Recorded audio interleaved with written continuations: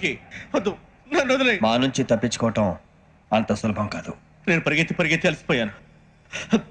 ఏం కావాలి? నీ ప్రాణం అక్కర్లేదు, నీ ఆస్తి అవసరం లేదు. ఏదో అవసరానికి 2000 అప్పటిది ఇలా చంపేపోతున్నాను జీవాజీ. ఆయన అప్పు తీసుకున్న తప్పించుకుని తిరగాలి కానీ ఆపేసి మీకు అక్కడ పెట్టండి. కొత్త అప్పు ఇవ్వకూడదని.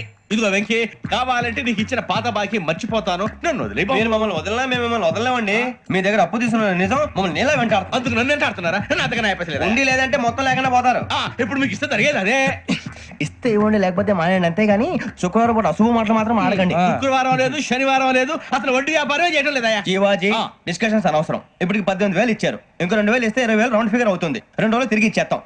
వీళ్ళకి ఇప్పుడు దాకా ఇచ్చింది 14,000 కదా, 18,000 అంటాడేమిటి పెచ్చనాయాలు? పడ్డాడు కక్కుర్తా సంగతి వరకు తెలుసు.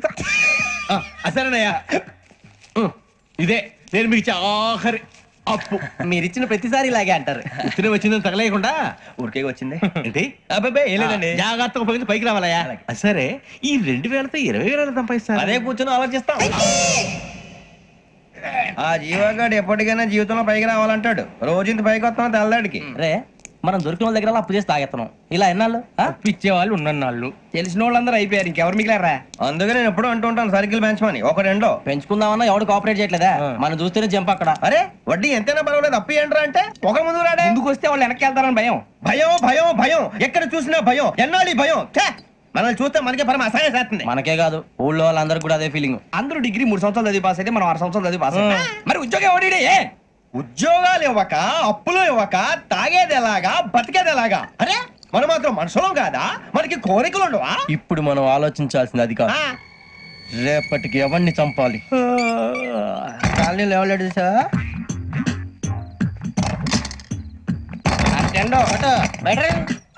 నువ్వా వెంకీ? ఏంటి వెంకీ ఈ టైంలో వచ్చా? నీతో మాడే పని ఉంది, దా చెప్తా. ఏ బాగా నిద్రొస్తుందా? సరిగానే రే, నువ్వు మమ్మల్ని చూసే తలిపేసావా? మామూలుగానే వేసాను. మామూలుగా వేసేవాడివి. మేము రావడానికి 1 నిమిషం ముందో, మేము వెళ్ళాక 1 నిమిషం తర్వాత వేయాలి కానీ బిలాల్ రాజా, నాకు నిద్ర వచ్చి పడుకుందామని తలుపేసుకున్నాను. అయినా నా ఇంటి తలుపులు నేను అడిగేసుకోవాలంటే తప్పు చేసిన కాక ఇంకా గేర్ సమాధానం చెప్తావా? మీ ఇంట్లో పెళ్లిడికి వచ్చిన ఆడపిల్లలు ఎదురున్నారు. ఇదిగో అమ్మాయిలు, మీతో ఎప్పుడైనా యథాశాలు వేసానా? విన్నారా? అడుగు తలుపులు వేసావు. అనవసరంగా గొడవ ఎందుకు? ఇక్కడి నుంచి వెళ్ళండి. గొడవ? మీ ఇంటి మీద పడి ఎప్పుడైనా గొడవ చేశానా బిని గారు? లేదు బాబు. విన్నారా? చెప్పు, మమ్మల్ని చూసి తలుపులు ఎందుకు వేసుకున్నావు? అరే మాకు అప్పించిన వాళ్ళు కూడా మమ్మల్ని చూసి ఎప్పుడు తలుపులు వేసుకోలేదు. ఏం చేయాలి? మరి నువ్వు ఎందుకు వేసుకున్నావు? బాబు తప్పు అయిపోయింది, బుద్ధి తక్కువ వేసాను చాలా. అంటే మా మోకాల మీద తలుపులు వేసామని ఒప్పేసుకుంటున్నావు? ఒప్పుకుంటున్నాను. సరే ఇప్పుడు చెప్పు, మా మొఖాల మీద తలుపులు వేసేంత తప్పు మేము ఏం చేసామరా? తప్పైపోయిందని అంటున్నారు కదా, వదిలేయండి బాబు. అదే తప్పు మేము చేసి మమ్మల్ని వదిలేయమంటే మీరు వదిలేస్తారా బిని గారు? తప్పని ఒప్పుకుంటున్నాడు కదా అయ్యా. ఇప్పుడు టైం 11 అయింది, వెళ్ళి పడుకోండి. 11 అయిందా? కొమ్ము ఉంచాడు కదా. నాకు సంబంధం ఏంటి? ఉంది, సంబంధం ఉంది. 11 గంటలకి నా క్లోజ్ ఫ్రెండ్ ఢిల్లీ వెళ్తున్నాడు. 5,000 అప్పిస్తానని ఎయిర్పోర్ట్ రమ్మని చెప్పాడు. నీ గొడవలో పడి ఆ సంగతి మర్చిపోయాను. ఇప్పుడు నాకు జరిగిన నష్టానికి భర్తీ ఎవరు చేస్తారు? మీరా మీరా మీరా? ఎవడు పడితే ఎందుకు చేస్తాడా భర్తీ? మళ్ళీ వాడి నువ్వు తప్పు ఎవడు చేసా వాడే చేస్తా. దానికి కారణం ఈ 10 మనిషే కదా. వాడే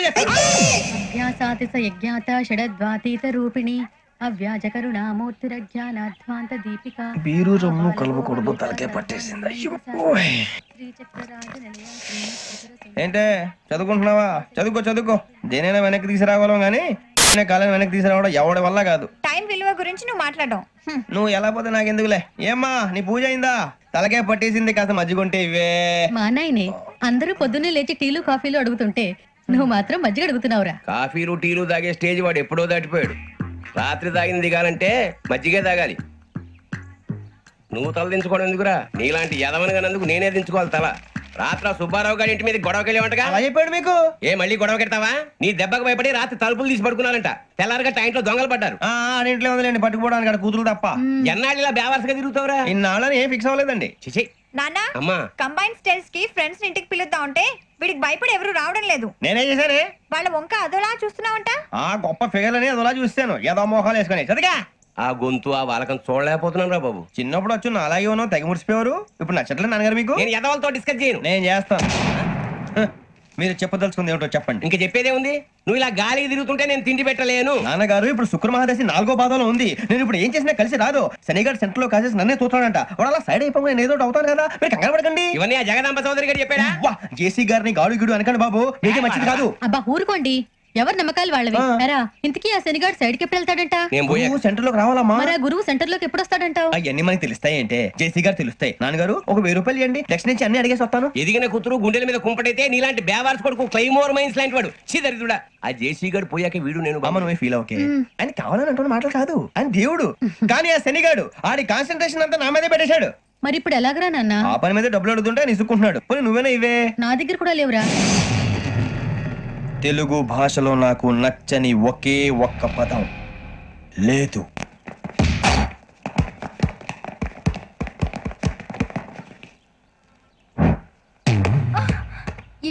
అరే సూరే, బాల్ తీసుకురారా. సారీ ఏదో బాలి. బాస్కెట్ బాల్ మాలాంటి వాళ్ళు ఆడాలి. మీలాంటి మాసన కొడుకులు ఆడితే ఇలాగే ఉంటది. ఇలాగే ఇలాగే ఇలాగే ఉంటది. అమ్మాయిల ముందు ఫోర్స్ కొడతావా? ఆహా, అయితే నిన్ను కొడతా.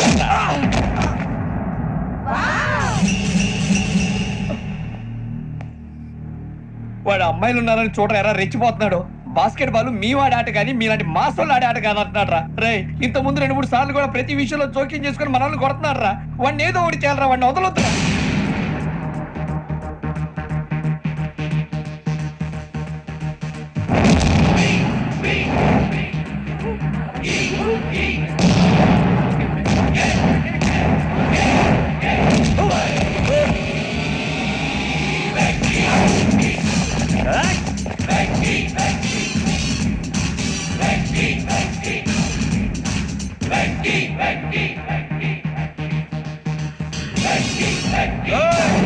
ఆడపిల్లలంటే ఎవరికైనా దెబ్బ తగిలితే అయ్యో అంటారు, మీకేమో ఎవరైనా కొడితే కామెడీ.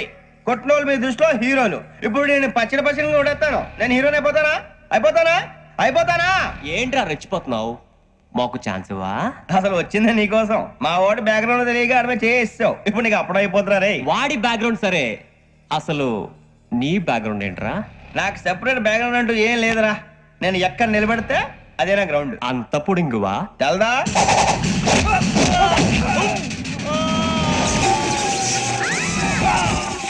ఎవ్వా మన మామిడి కొట్టినప్పుడు వావ్ అన్నారు, ఇలాగే ఉంటుంది మరి.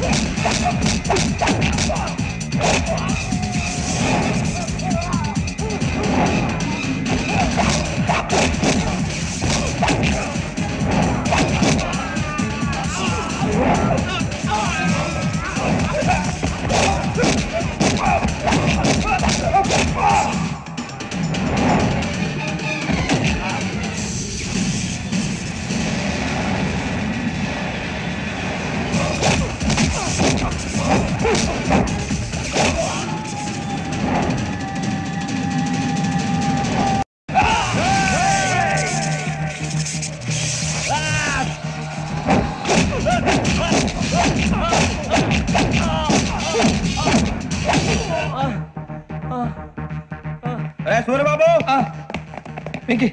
ఇందాక నేను కొట్టినప్పుడు నీకే అనిపించిందిరా? కుమ్మేయాలనిపించింది. మరి కుమ్మే. అమ్మో అమ్మో నిన్ను అమ్మాయిల ముందు పట్టుకొని అలా కొడితే ఏ తగ్గుతుందిరా ఆడికి? అసలు ఎక్సైజ్ బాడీ ఏదవుది తప్ప చెప్తాను. కొడితే మడతడిపోవాలి. మాస్తో పెట్టుకుంటే మడతడిపోద్ది. ప్రపంచంలో ప్రతి వాడు ఏదో పని చేసుకుంటున్నాడు, మనం తప్ప. మా కాంట్రాక్టర్ తో చెప్పి పని ఏదైనా ఇప్పించరా? ఎలాంటి పనులు మేము చేయం. డిగ్రీలు బిఏ, నేను ఎంఏ. ఇలా ఇచ్చాడేంట్రా? అయ్యి బాబోయ్, ఇంకేమైందిరా? మడతాడిపోయిందిరా బాబు.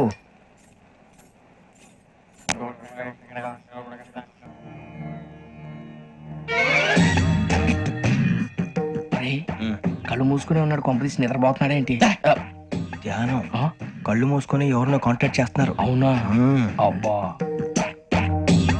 రామ్ ప్రసాద్, నీకు నిజం చెప్పాలంటే బాధగా ఉంది, కానీ చెప్పక తప్పదు. ఎందుకంటే అది నిజం కాబట్టి. Correct sir, correct. ఏంటి సార్ అది? నీకు 40 ఏళ్ళు వచ్చే వరకు కష్టాలు తప్పవు. గురుజీ, అవి మామూలు కష్టాలు కావు, అష్ట కష్టాలనే చెప్పాలి. ఉదాహరణకు అవి ఎలా ఉంటాయంటే, దొరక్క నీకు ఫుడ్ దొరికితే అది నీ నోటికందే లోగా నీ కాలో నీ చెయ్యో తగిలే మట్టిపాలైపోతుంది. నీ వాకలికి తట్టుకోలేక అప్పు కోసం ఎండను పడి వెళితే అక్కడ తాళం వేసి ఉంటుంది. మరో కఠోరమైన నిజమేమిటంటే, నీ దరిద్రాన్ని చూసి భరించలేక నీ భార్య లేచి వెళ్ళిపోతుంది. ఒక్కతేనా ఎవరితోనన్నా? తప్పు. అతని దురదృష్టాన్ని చూసి ఎగతాళి చేయకు రమణ. Sorry sir. ఇదయ్యా రాంప్రసాద్, నువ్వు ఈ 40 ఏళ్ళు ఈ నరకాన్ని అనుభవించక తప్పదు. 40 ఏళ్ళ తర్వాత అలవాటైపోతుంది. ఇక నువ్వు వెళ్ళొచ్చు. ఏమో వెంకటేశ్వరరావు, కులాసైనా రమ్మన్నారట. నీకు శుభవార్త చెబుదామని పిలిపించాను. ఏంటి గురుజీ? నీకు శుక్రమహాదశ ప్రారంభం అవబోతుంది. అంటే శనిగా సెట్ అయిపోయినట్టేనా? ఆల్మోస్ట్ అయిపోయినట్టే. మీరంతా టోపీలు పెట్టుకునే ఉద్యోగాలు కూడా చేసుకుంటారు. ఇప్పటిదాకా మేమందరికీ టోపీలు పెట్టాం గానీ మాకు మేమే టోపీలు పెట్టుకుంటాం ఎప్పుడు అనుకోలేదు గురుజీ. అదే విధి. మరి ఇప్పుడు బిల్ల బంటోతు నుంచి బీట్ కానిస్టేబుల్ వరకు అందరికి నెత్తిమి టోపీలు ఉంటాయి. అందులో ఏ ఉద్యోగం? ఎస్ఐ గారు కూడా టోపీ పెట్టుకుంటారు తెలదా? ఏది మన చదివే చదువులకు ఎస్ఐ ఉద్యోగాలు ఇస్తారేంటి? గ్రహాలు శాసిస్తున్నప్పుడు చదువులతో పని లేదు. ఏబిసిడీలు చదివినా చాలు మీ జీవితాలు విచిత్రమైన మలుపులు తిరుగుతాయి. మీకు విపరీతమైన ఫాలోయింగ్ వచ్చేస్తుంది. మీరు చాలా ఫేమస్ అయిపోతారు. వింటానికి చాలా బాగుంది. ఇప్పుడు మమ్మల్ని ఏం చేయమంటారు గురూజీ? ఏమీ చెయ్యదు, వెయిట్ చేయండి. కాలం కలిసి వస్తే అదృష్టమే మిమ్మల్ని గేలం వేసి పట్టుకుంటుంది. అంతవరకు వెయిట్ చేయండి. వెయిట్ చేసి కొంచెం వెయిట్ కూడా పెరిగింది. అయినా పర్వాలేదు, వెయిట్ చేస్తాం. అందాక ఏ అప్పు సపోర్ట్ చేసుకుని తాగుతాం, బ్రతుకుతాం అన్నట్టు. అప్పు అంటే గుర్తొచ్చింది. అప్పు మీద మీ అభిప్రాయం ఏంటి గురూజీ? ఏంటరా?